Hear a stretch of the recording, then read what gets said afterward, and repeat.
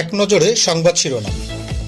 সরকারি চাকরিজীবীদের জন্য বহু প্রতীক্ষিত নতুন বেতন কাঠামো প্রস্তাব চূড়ান্ত করেছে বেতন কমিশন। কমিশনের সুপারিশ অনুযায়ী 2026 সালের 1 জানুয়ারি থেকে নতুন বেতন কাঠামো আংশিকভাবে কার্যকরের কথা।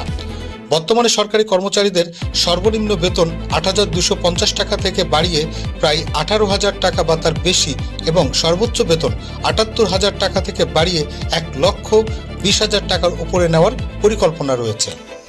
ফেসবুকের শীর্ষ 100 কন্টেন্ট ক্রিয়েটরের তালিকায় জায়গা করে নিয়েছেন তারেক রহমান। সোশ্যাল ব্লেডের তথ্য অনুযায়ী top 100 Facebook creators by social তালিকায় তার অবস্থান 63 নম্বরে। এই সূচকে তার অবস্থান যুক্তরাষ্ট্রের প্রেসিডেন্ট ডোনাল্ড ট্রাম্পের চেয়েও এগিয়ে। 3 দাবিতে নির্বাচন কমিশন কার্যালয়ে ঘেরাও কর্মসূচিতে জড়ো হয়েছেন ছাত্রদলের নেতাকর্মীরা।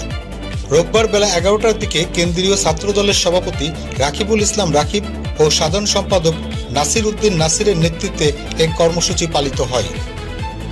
বিএনপি হ্যাঁ ভোটের পক্ষে বলে স্পষ্ট জানিয়ে দিলেন ইশরাক হোসেন। রোববার সামাজিক যোগাযোগ মাধ্যম ফেসবুকে এক পোস্টে ইশরাক হোসেন একথা বলেন। তিনি লিখেছেন, অবশ্যই আমরা হ্যাঁ ভোটের পক্ষে, এটি একটি মীমাংসিত বিষয়, এ নিয়ে কোনো ধরনের বিভ্রান্তি ছড়ানোর সুযোগ নেই, জনগণের সিদ্ধান্তই চূড়ান্ত।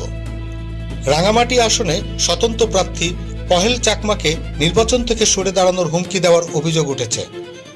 গতকাল শনিবার রাতে এ ঘটনায় তিনি রাঙামাটির কোতোয়ালি থানায় একটি সাধারণ ডায়েরি করেছেন।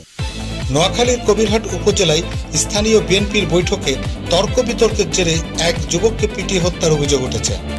শনিবার রাত 10টার দিকে উপজেলার নরোত্তম ইউনিয়নে এ ঘটনা ঘটে।